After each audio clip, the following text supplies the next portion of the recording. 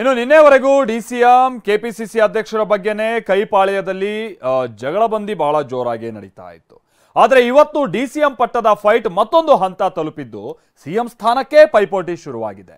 ಇದೇ ವಿಶ್ವ ಒಕ್ಕಲಿಗ ಮಹಾಸಂಸ್ಥಾನದ ಸ್ವಾಮೀಜಿ ನೀಡಿರುವಂತಹ ಹೇಳಿಕೆ ಕಾಂಗ್ರೆಸ್ನಲ್ಲಿ ಧಗಧಗಿಸ್ತಾ ಇರುವಂತಹ ಸ್ಥಾನಮಾನದ ಬೆಂಕಿಗೆ ತುಪ್ಪ ಸುರಿದಂತಾಗಿದೆ.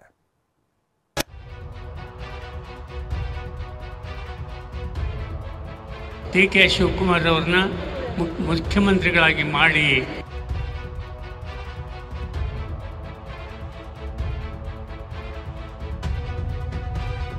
ಸಿದ್ದರಾಮಯ್ಯನವ್ರ ಮನಸ್ಸು ಮಾಡಿದ್ರೆ ಮಾತ್ರ ಆಗ್ತಕ್ಕಂಥದ್ದು. ಡಿ.ಕೆ. ಶಿವಕುಮಾರ್ ಅವರು ದುಡ್ಡು ಖರ್ಚು ಮಾಡಿ ಓಡಾಡಿ ಕೆಲಸ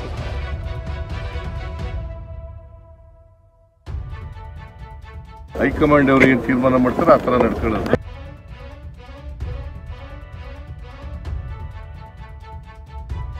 ಡಿಸಿಎಂ ಪಟ್ಟದ ಫೈಟ್ ನಡುವೆಯೇ ಸಿಎಂ ಸೀಟ್ಗೂ ಟವೆಲ್.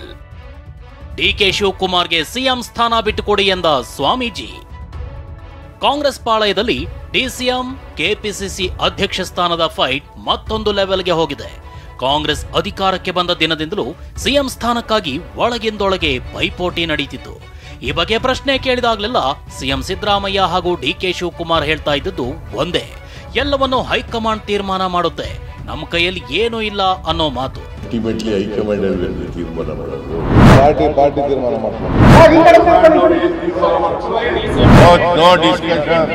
ಆದ್ರೆ ನಿನ್ನೆ ಡಿಕೆ ಬಣದ ಶಾಸಕ ಬಸವರಾಜ್ ಶಿವಗಂಗಾ ಮೊದಲು ಡಿಕೆ ಶಿವಕುಮಾರನ್ನ ಸಿಎಂ ಮಾಡಿ ಆಮೇಲೆ ಎಷ್ಟು ಬೇಕಾದ್ರೂ ಡಿಸಿಎಂ ಮಾಡಿ ಅಂತ ಹೇಳಿದ್ರು. ಈ ಹೇಳಿಕೆ ನೀಡಿ ಒಂದು ದಿನ ಕಳೆದಿಲ್ಲ, ಕೆಂಪೇಗೌಡ ಜಯಂತಿ ವೇದಿಕೆ ಮೇಲಿದ್ದ ಚಂದ್ರಶೇಖರ ಸ್ವಾಮೀಜಿ ಅಚ್ಚರಿಯ ಬೇಡಿಕೆ ಇಟ್ಟಿದ್ದಾರೆ. ಎಲ್ಲರೂ ಸಿಎಂ ಆಗಿ ಅಧಿಕಾರ ಅನುಭವಿಸಿದ್ದಾರೆ, ಆದ್ರೆ ನಮ್ಮ ಡಿಕೆ ಒಬ್ಬರು ಮುಖ್ಯಮಂತ್ರಿಗಳಾಗಿಲ್ಲ, ಡಿಕೆ ಶಿವಕುಮಾರ್ ಅವರನ್ನ ಮುಖ್ಯಮಂತ್ರಿ ಮಾಡಿ ಅಂತ ವೇದಿಕೆ ಮೇಲೆ ಸಿಎಂ ಸಿದ್ದರಾಮಯ್ಯ ಎದುರಿನಲ್ಲೇ ಸ್ವಾಮೀಜಿ ಸಲಹೆ ನೀಡಿದ್ದಾರೆ. ನಮ್ಮ ಸಿದ್ದರಾಮಯ್ಯನವರು ಈಗಾಗಲೇ ಅನುಭವ ಮಾಡಿದ್ದಾರೆ. ಈ ಮುಂದೆ ನಮ್ಮ ಡಿ.ಕೆ. ಶಿವಕುಮಾರ್ ಅವರಿಗೆ ಅಧಿಕಾರ ಬಿಟ್ಟುಕೊಟ್ಟು ಅವ್ರಿಗೆ ಒಳ್ಳೇದಾಗಲಿ ಅಂತ ಹೇಳಿ ಅನುಗ್ರಹ ಮಾಡಲಿ ಅಂತ ಅವರಲ್ಲಿ ಕಳಕಳಿ ಕೇಳ್ಕೊಳ್ತಕ್ಕಂಥದ್ದು. ಯಾಕೆಂದರೆ ಸಿದ್ದರಾಮಯ್ಯನವ್ರ ಮನಸ್ಸು ಮಾಡಿದ್ರೆ ಮಾತ್ರ ಆಗ್ತಕ್ಕಂಥದ್ದು.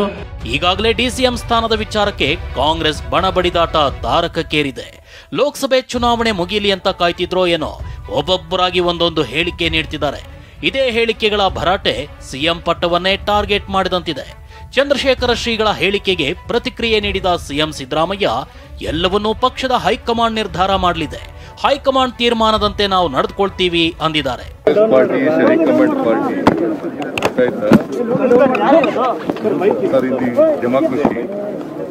ಹೈಕಮಾಂಡ್ ಅವರು ಏನು ತೀರ್ಮಾನ ಮಾಡ್ತಾರೆ ಆ ಥರ ನಡ್ಕೊಳ್ಳೋದು.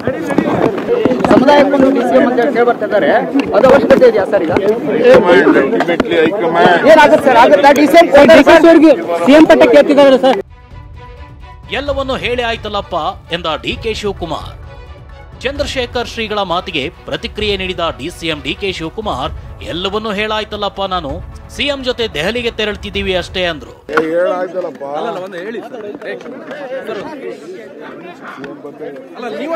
ನಾವು ಎಲ್ಲ ಹೊಸ ಎಂಪಿಗಳಿಗೆ ಸರ್ಕಾರಕ್ಕೆ ಅನೇಕ ಬೇಡಿಕೆಗಳನ್ನ ಮುಂದಕ್ಕಿರ್ತಾ ಇದೀವಿ. ಅದಕ್ಕೋಸ್ಕರ ನಾವು ಇಬ್ರು ಡೆಲ್ಲಿಗೆ ಹೋಗ್ತೀವಿ. ವೇದಿಕೆ ಮೇಲೆಯೇ ಶ್ರೀಗಳು ಸಿಎಂ ಸ್ಥಾನ ಡಿಕೆ ಶಿವಕುಮಾರ್ಗೆ ಬಿಟ್ಟುಕೊಡುವಂತೆ ಹೇಳಿರೋದು ಕಾಂಗ್ರೆಸ್ನಲ್ಲಿ ಕಂಪನವನ್ನೇ ಸೃಷ್ಟಿಸಿದೆ. ಈ ಬಗ್ಗೆ ಕಾಂಗ್ರೆಸ್ನ ಹಿರಿಯ ನಾಯಕರೇ ಭಿನ್ನ ವಿಭಿನ್ನ ಪ್ರತಿಕ್ರಿಯೆ ಕೊಡ್ತಿದ್ದಾರೆ. ಹೈಕಮಾಂಡ್ ಮಾಡ್ತಾರೆ, ಸ್ವಾಮಿಗಳು ಹೇಳಿದ್ರು ಮಾಡೋದಿಲ್ಲ, ಯಾರು ಮಾಡೋದಿಲ್ಲ. ಹೈಕಮಾಂಡ್ ಅದಕ್ಕೆಲ್ಲ ಐತಿ, ಅವರು ಮಾಡ್ತಾರೆ, ಆಗಿನ ಪ್ರಕಾರ ನಡ್ಕೊಂತಾರೆ ಅವರು. ಈ ಒಂದಿಷ್ಟು ಬಣ ಡಿ.ಕೆ. ಶಿವಕುಮಾರ್ ಅವ್ರ ವಿರುದ್ಧ ಹೊರಟಿದೆ ಸರ್, ಅವರೇ ಆಗ್ಬೇಕಂತೇಳಿ. ಈಗ ಅದೇ ಹೈಕಮಾಂಡ್ ಐತಲ್ಲ, ಅದಕ್ಕೆಲ್ಲ ಯಾರು ಹೇಳಿದ್ರೆ ಏನು ನಡೆಯೋಲ್ಲ, ಎಲ್ಲ ಹೈಕಮಾಂಡ್ ಅಪ್ಪ ಇರೋದು. ಈಗ ಡಿಸಿಎಂ ಒಂದು ಜಾತಿವಾರು ಮಾಡ್ಬೇಕಂತ ಅದೊಂದು ಹೊರಟಿದೆ. ಅಯ್ಯಾರು ಏನು ಮಾಡೋಕ್ಕಾಗಲ್ಲ, ಸುಮ್ಮನೆ ಅವೆಲ್ಲ ಸುಮ್ಮನೆ ಅವೆಲ್ಲ ಏನು ಆಗೋದಿಲ್ಲ, ಹೋಗೋದಿಲ್ಲ. ಅವು ಏನು ಮಾಡ್ಬೇಕು ಅದನ್ನು ಹೈಕಮಾಂಡ್ ಮಾಡ್ಬೇಕು. ಯಾರು ಬಿಟ್ಕೊಡಕ್ಕೆ ಹೋಗ್ತಾರೆ ನಡೀರಿ, ಅವ್ರು ಕೇಳಿದ ಕ್ಷಣಕ್ಕೆ ಬಿಡೋಕ್ಕಾಗ್ತಿದ್ದ. ಈಗ ಅವ್ರ ಸ್ವಾಮಿಗಳ ಜಾಗ ಬಿಟ್ಕೊಡ್ಲಪ್ಪ, ನನಗೆ ನಾನೇ ಸ್ವಾಮಿ ಆಗ್ಬಿಡ್ತೀನಿ, ಬಿಟ್ಕೊಡ್ತಾರೆ ಕೇಳಿ. ಸುಮ್ಮನೆ ಅವೆಲ್ಲ ಆಗೋವಂಥದ್ದು ಹೇಳಿದ್ರೆ ನಡೀತದೆ. ಆಗದಿರೋ ಈಗ ಸ್ವಾಮಿಗಳು ಎಸ್ ನಾಳೆಯಿಂದ ನಾನು ಬೇಕಾದ್ರೆ ಕಾವಿ ಬಟ್ಟೆ ಹಾಕ್ಕೊಂಡು ತಂದು ಬಿಟ್ಕೊಡ್ತಾರಾ? ಅವರು ಬಿಟ್ಕೊಡಲ್ಲ, ಇವರು ಬಿಟ್ಕೊಡಲ್ಲ. ನಡೀರಿ ಕೇಳಿದ್ದಾರೆ ಅಂದರೆ ಅವ್ರು ಯಾವ ಅರ್ಥದಲ್ಲಿ ಹೇಳಿದ್ದಾರೆ ಅಂತ ನನಗೆ ಗೊತ್ತಿಲ್ಲಪ್ಪ. ಆಯಿತು, ಬಿಟ್ಕೊಂಡು ಕೊಡಿ ಅಂತ ಅವ್ರು ಕೇಳಿದ್ದಾರೆ.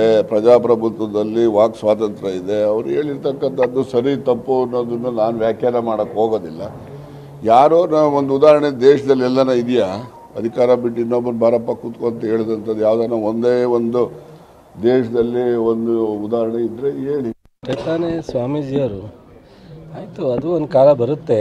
ಬಟ್ ಹೈಕಮಾಂಡು ಶಾಸಕರು ತೀರ್ಮಾನ ಮಾಡುವಂಥದ್ದು. ಸ್ವಾಮೀಜಿಯವರು ಅವ್ರ ಅಭಿಪ್ರಾಯ ಹೇಳಿದ್ದಾರೆ.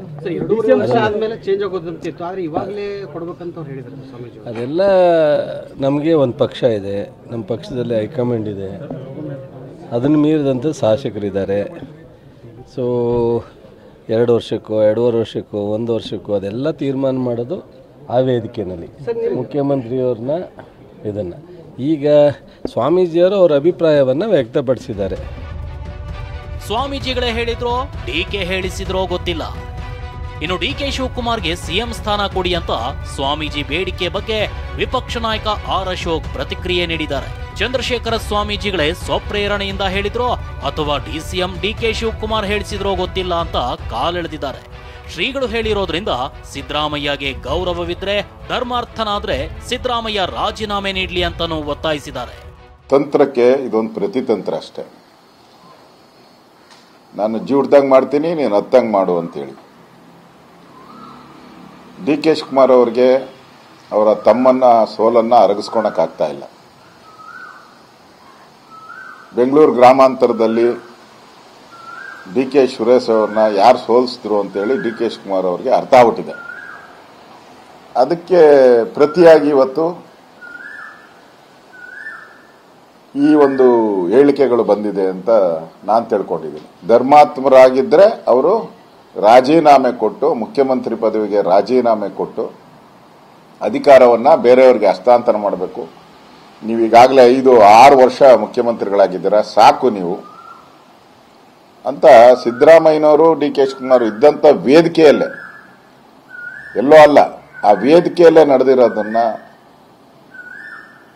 ನೋಡಿದ್ಮೇಲೆ ನನಗಂತತೆ ಸಿದ್ದರಾಮಯ್ಯನವರು ಒಬ್ಬ ಮುಖ್ಯಮಂತ್ರಿಯಾಗಿ, ರಾಜ್ಯದ ಮುಖ್ಯಮಂತ್ರಿಯಾಗಿ ಅವ್ರ ಎದುರುಗಡೆನೆ ನೀವು ಅಧಿಕಾರದಿಂದ ಇಳಿಬೇಕು ಅಂತ ಸ್ವಾಮೀಜಿಯವರು ಹೇಳಿದ್ಮೇಲೆ ನನಗನ್ಸ್ತತೆ ಸಿದ್ದರಾಮಯ್ಯನವರು ಗೌರವ ಇದ್ರೆ ನನಗನ್ಸ್ತತೆ ಅವ್ರು ರಾಜೀನಾಮೆ ಕೊಡೋದು ಒಳ್ಳೇದು.